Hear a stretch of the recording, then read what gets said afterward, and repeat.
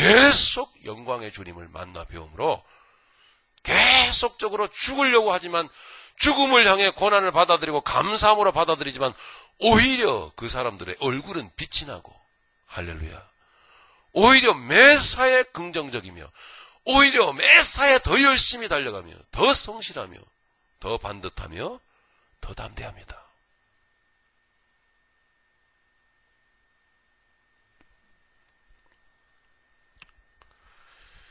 자, 오늘 17절 말씀부터 우리 보시겠습니다. 자, 하나님의 말씀의 핵심은 교회라고 그랬는데, 자, 그 사도 요한이 뒤에서 큰 나팔 소리 같은 주님의 음성이 들리자 돌아서 보았습니다.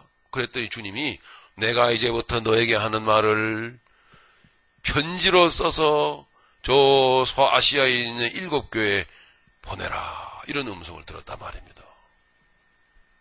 그리고 주님을, 그 영광의 주님을 배웠다라는 것인데 17절 보십니다. 내가 볼 때에 그 발 앞에 엎드려져 죽은 자 같이 되매. 고백합시다. 인정합시다. 이 사도 요한은 정말 대단한 사람입니다. 정말 얼굴에 예수님처럼 그렇게 빛이 났던 사람 아니겠습니까? 그죠? 우리가 그 사람 보지 못했어도 벌써 느낌으로 그분이 쓴 이 요한복음이라든가 요한서신, 요한 1, 2, 3서 이런 것들을 보면 얼마나 그가 사랑으로 넘쳤던 사람인지, 얼마나 자기를 내려놓고 살았던 사람인지를 알게 됩니다. 자기를 내려놓으면요 편안해져요. 그죠? 예. 그러니까 그만큼 사랑을 말할 수 있었다라는 것은 그만큼 매사의 모든 일에 자유했다라는 것입니다. 자유했다.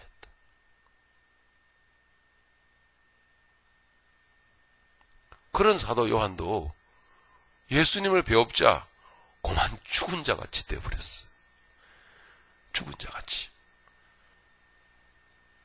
여러분, 주님 배우기를 원하십니까? 에이구, 절대 그러지 마세요.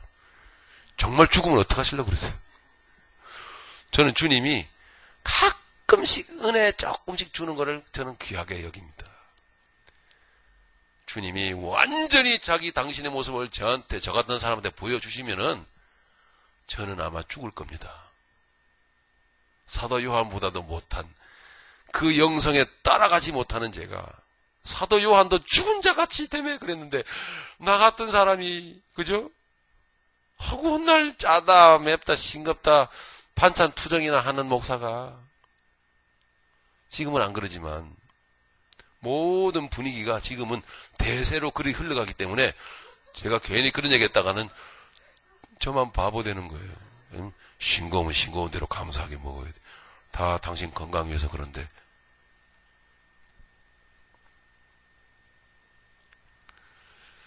죽을 겁니다. 그래서 적당하게 은혜 주시는 걸 저는 얼마나 감사하게 여기는지 몰라요. 주의 음성 듣고 싶습니까? 이제는 전 아멘 안 하시네요.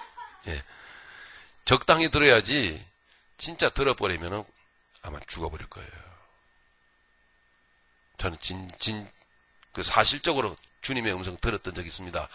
초자연적인 음성을 실제로 들었던 적이 있는데, 심장이 거짓말이 아니라 약한 이 제 몸으로부터 이게 한 15cm, 센티로 말씀드려서 미안합니다. 죄송합니다. 미국에서 15cm로 벌떡 뛰는데, 이걸 붙잡고 말이죠. 이거를 튀어나오면 안 돼. 그러면서 얼마나 놀라면서 울었던지 몰라요. 그런 경험이 있습니다. 예. 그러니 주의 음성도 적당히 들려주시는 거, 말씀을 읽으면서 감동 주시는 거, 우리의 수준에 맞게 맞춰주시는 거, 할렐루야. 얼마나 섬세하신 주님이신지 몰라.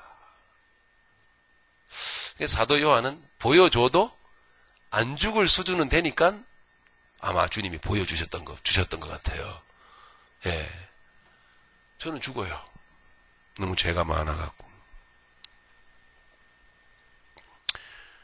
어쨌든 그 발 앞에 엎드려져 사도 요한은 죽은 자 같이 되었다. 이렇게 아주 사실적으로 쓰고 있습니다.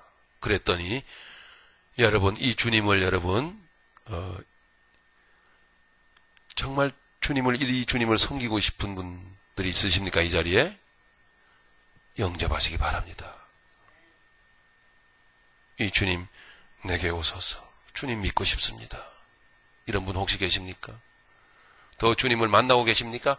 주여, 더 오늘 이 시간에 주님 영접합니다. 이렇게 여러분 받아들이시길 바랍니다. 자, 그렇게 되었는데 예수님께서 쓰러진 그 사도 요한에게 어떻게 했죠? 인자하신 손길로 그가 오른손을 내게 얹고, 할렐루야. 이 말씀이 여러분들에게 이루어지기를 원한다는 말입니다. 여러분, 성경의 오른손이란 무엇을 의미하죠? 오른손이란 능력의 주님의 역사하심, 능력의 주님의 하나님의 여호와 하나님의 능력의 지팡이, 능력의 역사하심, 그것을 상징하는 겁니다. 하나님의 역사하시는 하나님의 그 활동하시는 하나님, 그 하나님을 의미하죠. 그가 예수님이 오른손을 쓰러진 사도 요한에게 얹었어요. 얹고 말씀하십니다. 가라사에 뭐라고요? 두려워 말라. 여러분 얼마나 귀합니까? 두려워 말라. 두려워 말라. 이 인자하신 주님이 지금 이 시간에 나타나서 여러분 불편하십니까? 두려우십니까? 예? 담대하지 못하십니까? 불안하십니까? 주님이 이 시간 나타나셔서 두려워 말라. 어루만지시는 역사하심이 바로 지금 이 시간에 여러분에게 있기를 예수님의 이름으로 축원합니다. 할렐루야. 말씀 그대로, 말씀 그대로, 말씀 그대로.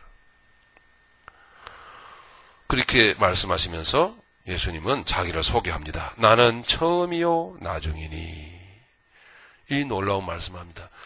이 말씀을 통해서 예수님은 자기 나타나신 그 예수님이 누구라는 것을 말씀해 주고 계십니다. 누구? 여호와 하나님이다. 와, 참 알 수 없습니다. 분명히 성부 하나님과 성자 예수님은 구별되어지는데 또한 분명히 성부 하나님, 성자 하나님, 성령 하나님은 세 분이 한 분이십니다.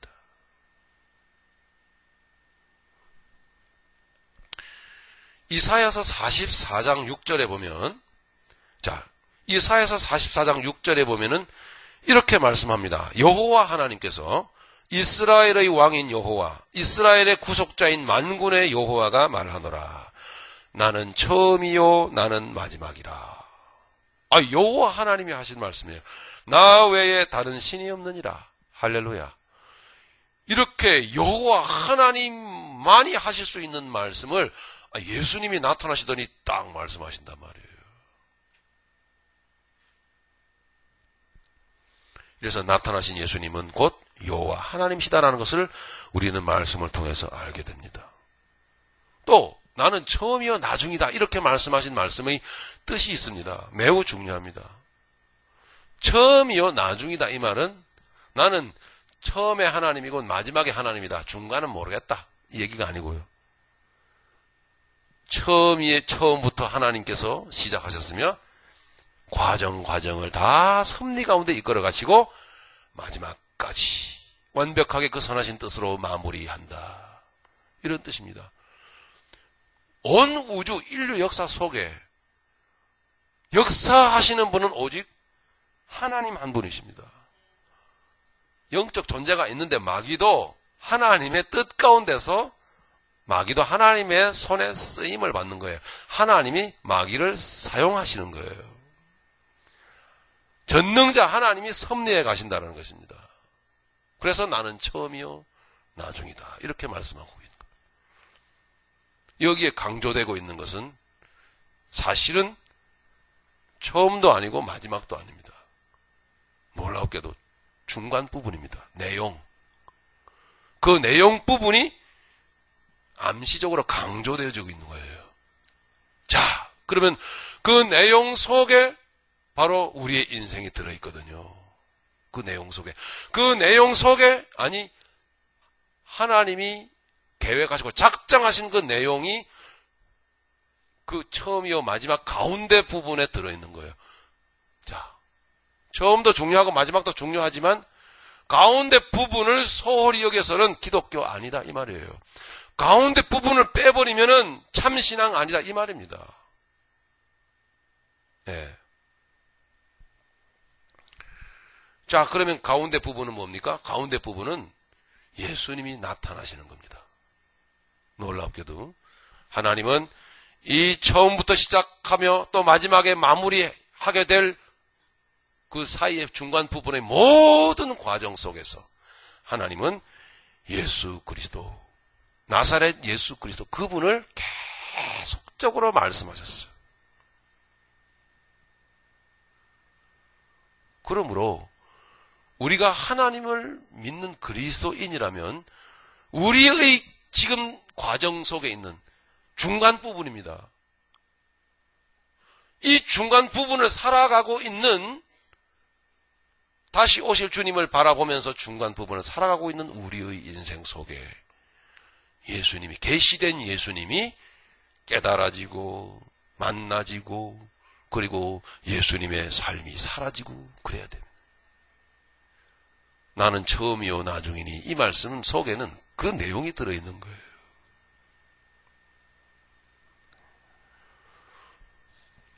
그 내용, 즉 나는 처음이요 나중이다라고 하는 그 선포의 그 말씀을 설명해 주는 내용이 바로 18절입니다. 18절이 뭐라고요? 내용입니다. 내용. 자, 내용을 보니까 곧 산자라 이렇게 말씀하고 있습니다. 곧 산자라. 나는 처음이요 나중이니 곧 산자라. 주님이 무엇을 말씀하시고 싶으신 겁니까? 도무지. 그죠? 산자라. 이거 무슨 뜻이에요? 내가 죽었었노라. 이걸 말씀하고 있잖아요. 죽었었노라. 자, 그러니 죽으신 주님을 우리는 삶 가운데서 살아가면서 묵상하지 않을 수가 없는 거예요. 진정한 그리스도인은 죽으신 주님을 묵상해야 돼요. 죽으신 주님을 붙들어야 된다는 거예요. 그게 우리의 인생의 내용이에요. 다시 반복되죠? 응? 도저히 이건 제가 꾸며낼 수가 없는 거예요. 저의 철학으로 말할 수가 없는 것입니다. 사도 요한이 죽으신 주님의 그 십자가를, 고난을 붙들었기 때문에 영광의 주님을 배울 수 있었던 것처럼 하나님께서는 지금 나는 처음이요 나중이니 하시면서 중간 부분을 얘기하는 거예요. 그 내용이 뭐였느냐 하면 들여다보거라 얘네들아 이렇게 소개하는 거예요. 안내하는 거예요. 내용을 들여다보거라. 나의 역사의 내용이 무엇이었는고 하니, 인류 역사의 사실 그 진실이 뭐였는고 하니 고난이었다는 것입니다. 여러분, 자, 정신을 차리고 한번 기울여 봅시다. 정말 우리는 인류 역사 가운데 우리는 요만큼 몇십 년 혹은 길어봐야 100년 가까이의 인생을 살지만 인류 역사라고는 거대한 인류 역사는 살아본 적이 없습니다. 그러나 역사를 통해서 우리가 배우지 않습니까? 그죠? 역사를 통해서 인류 역사를 보게 될 때 인류 역사를 한마디로 요약을 하면은 여러분 뭡니까? 고생 아닙니까? 잠시라도 전쟁이 끊일 날이 있었습니까? 응? 끊임없는 욕망, 끊임없는 고생, 끊임없는 전쟁, 끊임없는 죽음, 끊임없는 절규. 여러분, 이게 인류 역사예요. 우리는 빨리 눈치를 채야 됩니다. 아, 역시 살려고 몸부림치며 달려가다가는 영원한 죽음이구나. 그 가운데 주님은 너무나 고생하는 인간 세상에 주님은 나타나셔서 고난의 주님으로 나타나시는 거예요. 이렇게 해석해도 여러분 오해하지 마시기 바랍니다. 우리가 고생하고 우리의 죄 때문에 고생하고 우리의 죄 때문에 죽어져 있고 죽을 수밖에 없는 우리에게